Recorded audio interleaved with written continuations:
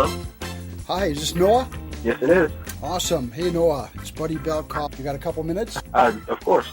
Noah, I discovered you on Twitter not long ago. Tell the audience what your handle is on Twitter, if you would. It's at the Noah Ring.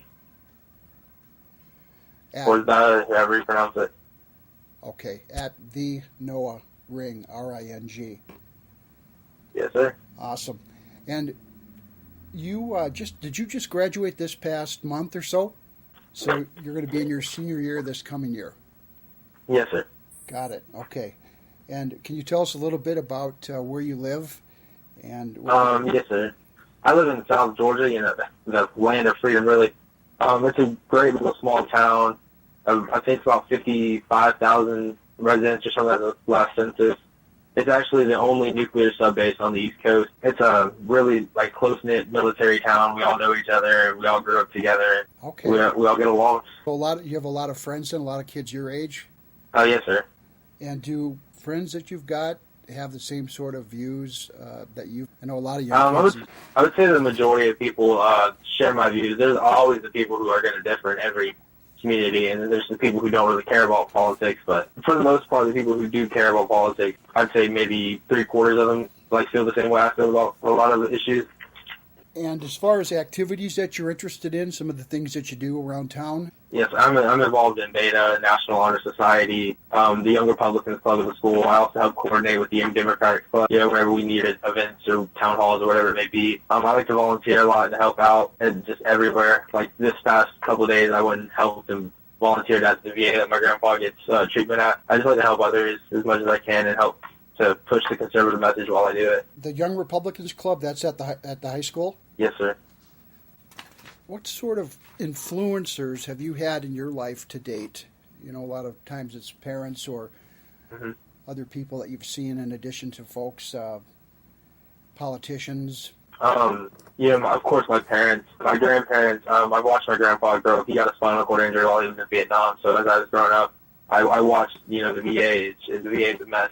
I watched that, and I knew that no matter what I did in the future, I wanted to make sure that I bettered how our veterans are taken care of, because it was atrocious before Trump got elected. He's slowly but surely making that better. Trump is somebody that completely changed the way I think about things. I knew, I supported him June 16th, 2015, as soon as he announced, because I knew he couldn't be bought out, and that he did what he believed is right, and that's how I wanted to live my life, is to not be bought out by special interests or whatever it may be, or to sell myself out for a salary. I just want to do whatever I think is right. So you came on board right away. You knew that was the guy. Yes, sir. Did you have an inkling prior to Trump's announcement, someone else that you thought might be the ticket?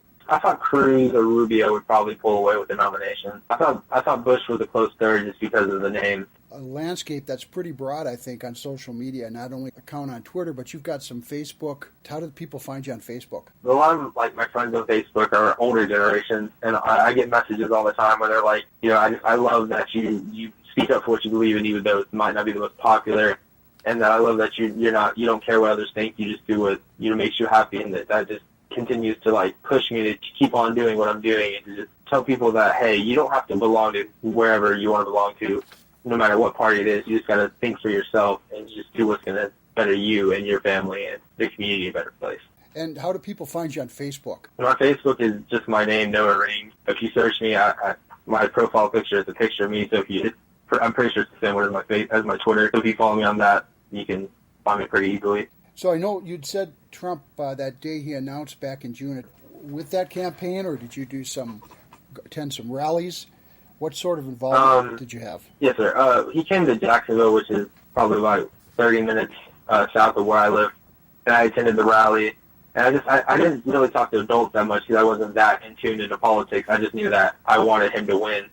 But slowly and surely, as the months came on, I started paying more and more attention to politics and started researching and just gaining my knowledge in politics and started talking to adults and everything and told them, look, Hillary has had 30-something years of politics, and she's accomplished nothing. In fact, she's made America worse rather than making it better. Trump is somebody who I believe the Founding Fathers would have wanted to be president, somebody who does what he believes and everything, because the Founding Fathers weren't like that, then we'd probably still live under English rule. I believe that whenever you have somebody who will stand up for America and make America first, you have to support them. And I made sure that I preached that to every person that I talk to about politics or anything in general.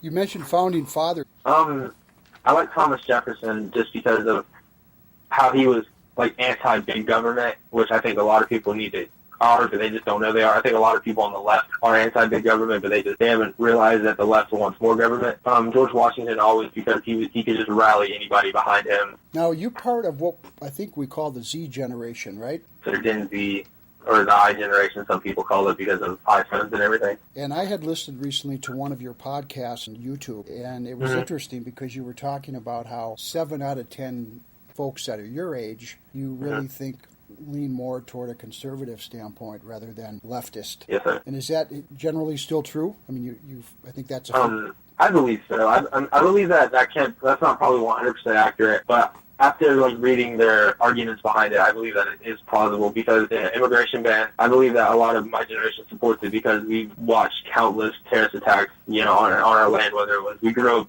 after 9/11 in San Bernardino and the countless others around the world. And then so we understand the dangers of foreign enemies. So I believe that's, one big plus. We watched the recession in 2008 and the house market crash.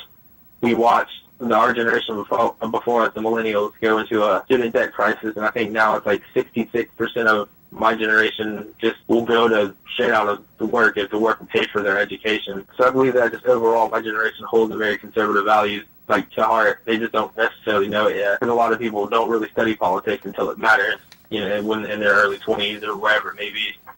You had an issue with Twitter just recently, I want to say about a week or so ago. What was going on with that? I went to get on Twitter one day, and it was like I blocked out of my account, and I couldn't tell. And then somebody who follows me on Twitter is one of my good friends, messaged me, and he was like, hey, why are you unfollowing everybody?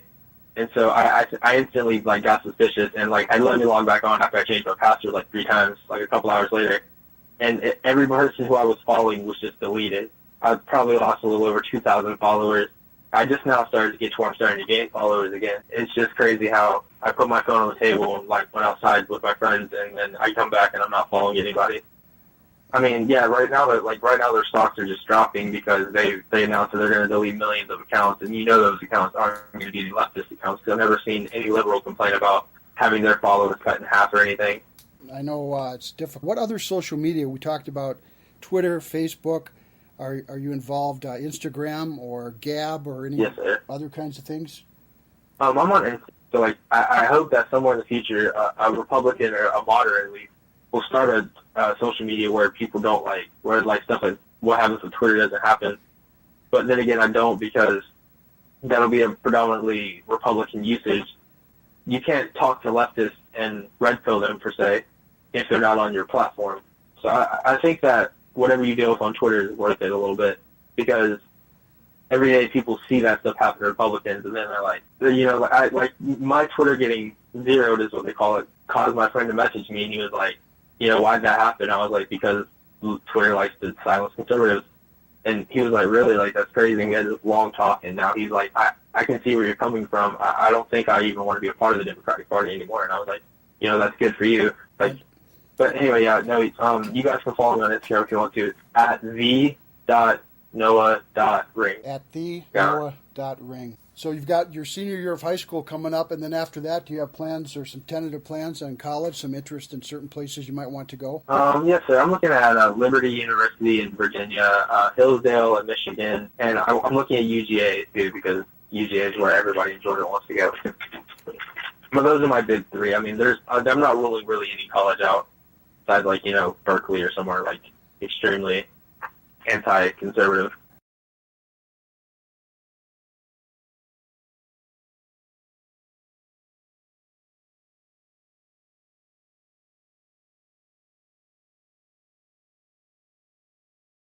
Versus liberals, Democrats versus Republicans, libertarians versus communists.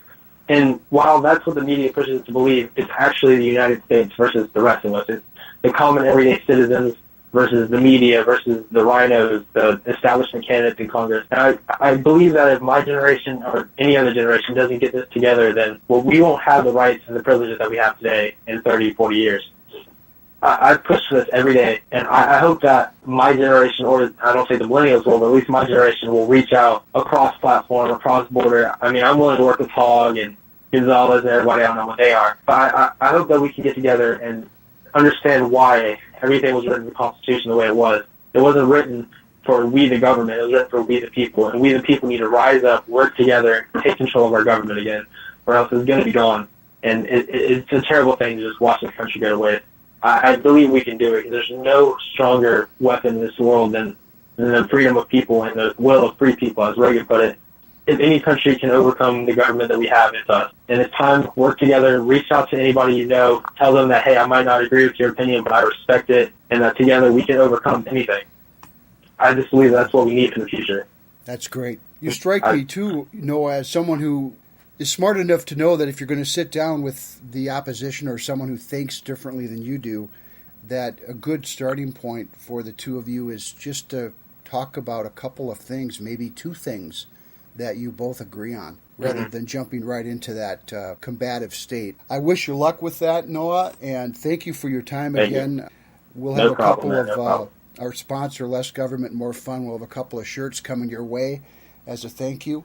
And hey, let me ask you this: would you be up for getting back together for another call sometime in the middle of August, just so we can check in with you before school starts? Most definitely. Awesome. I look forward to it. That's awesome. Thank you. Well, we'll go ahead and do that. Have a great rest of the summer, Noah. We'll look forward to talking again. You too. Have a great rest of your summer. All right. Bye-bye.